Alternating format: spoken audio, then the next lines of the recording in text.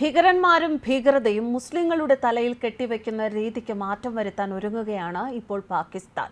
അതിനായി പാകിസ്ഥാൻ ലക്ഷ്യം വെക്കുന്നത് കശ്മീരിനെ. മുസ്ലിങ്ങളുടെ പേരുദോഷം മാറ്റണം. അതിനെ സംഘടനകളുടെ പേരിൽ നിന്ന് തന്നെ തുടക്കമിട്ടിരിക്കുകയാണ് പാകിസ്ഥാൻ. ഇതാദ്യമായല്ല തീവ്രവാദ സംഘടനകൾ നിഴൽ പേരുകൾ ഉപയോഗിക്കുന്നത്. ഈ തന്ത്രം മുൻപും ഉപയോഗിച്ചിരുന്നതാണ്. Resistance front, Kashmir freedom fighters, people's anti fascist front തുടങ്ങിയ പേരുകൾ ഉപയോഗിച്ചിരുന്നു. എന്നാൽ ഈ ഗെയിം പ്ലാനിനെ കുറിച്ച് സേനയ്ക്ക് അറിയാം എന്നതാണ് വസ്തുത.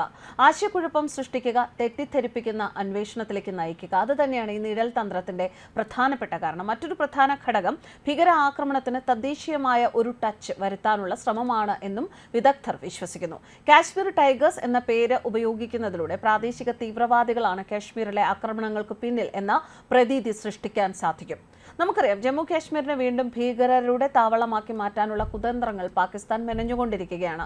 രൂപത്തിൽ വേണ്ട, ഭാവത്തിൽ എന്ന് വേണ്ട, പേരിൽ വരെ വ്യത്യാസങ്ങൾ വരുത്തിക്കൊണ്ട് നടത്തുന്ന ആക്രമണങ്ങൾ ലക്ഷ്യം വെക്കുന്നത് കാശ്മീരിലെ യുവതലമുറയെ തന്നെയാണ്. പണ്ട് മുസ്ലിം ഛായയുള്ള പേരുകളാണ് അധികവും ഭീകര സംഘടനകൾ ഉപയോഗിച്ചിരുന്നത് എങ്കിൽ ഇന്ന് അതിൽ അവർ മാറ്റങ്ങൾ കൊണ്ടുവരാൻ ശ്രമിക്കുന്നു.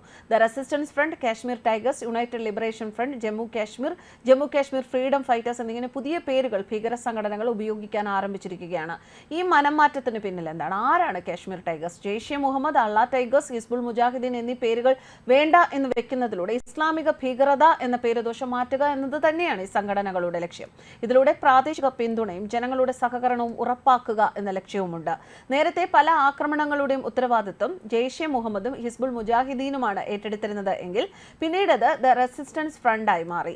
ഇപ്പോൾ ഇത്തരം ഭീകര ആക്രമണങ്ങൾ നടത്തുന്നത് കാശ്മീർ ടൈഗേഴ്സ് ആണ്. പാക് ഭീകര സംഘടനയായ ജെയ്ഷെ മുഹമ്മദിന്റെ നിഴൽ സംഘടനയാണിത്. ആർട്ടിക്കിൾ 370 റദ്ദാക്കിയതിനു ശേഷം 2019 കാശ്മീർ ടൈഗേഴ്സ് എന്ന പേര് ആദ്യമായി ഉയർന്നത്.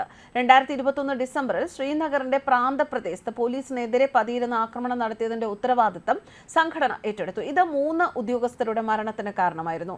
2021 ഭീകരാക്രമണത്തിൽ ശ്രീനഗറിന്റെ പ്രാന്തപ്രദേശത്തുള്ള സെവാനിലെ ജമ്മു കാശ്മീർ പോലീസിന്റെ സായുധ വിഭാഗത്തിലെ 9ാം ബറ്റാലിയനിൽ നിന്നുള്ള പോലീസ് ബസിനു നേരെ ഭീകരർ വെടിയുതിർത്തിരുന്നു. ഈ ആക്രമണത്തിൽ ഒരുപാട് പോലീസുകാർക്ക് പരിക്കേൽക്കുകയും 3 പേർ മരണത്തിന് കീഴടങ്ങുകയും ചെയ്തു. അതിനുശേഷം ജമ്മുവിലുണ്ടായ ഒരുപാട് ആക്രമണങ്ങൾ അതിന്റെ ഉത്തരവാദിത്തം ഇതേ സംഘം തന്നെ ഏറ്റെടുത്തു. ജൂൺ 12 അവർ ദോഡയിലെ ആർമിയുടെ താൽക്കാലിക ഓപ്പറേറ്റിംഗ് ബേസ് ലക്ഷ്യമാക്കി 5 സൈനികർക്കും ഒരു പ്രത്യേക പോലീസ് ഉദ്യോഗസ്ഥർക്കും അവിടെ പരിക്കേറ്റിരുന്നു. കത്വ ജില്ലയിലെ സാർത്താൽ പ്രദേശത്തിന് സമീപമുള്ള ഛത്തർഗല മേഖലയിലെ ഇന്ത്യൻ സൈനിക താവളത്തിൽ പോലീസിന്റെയും രാഷ്ട്രീയ റൈഫിൾസിന്റെയും സംയുക്ത ചെക്ക് പോയിന്റിന് നേരെയാണ് കഴിഞ്ഞ ആഴ്ച ആക്രമണം നടന്നത്.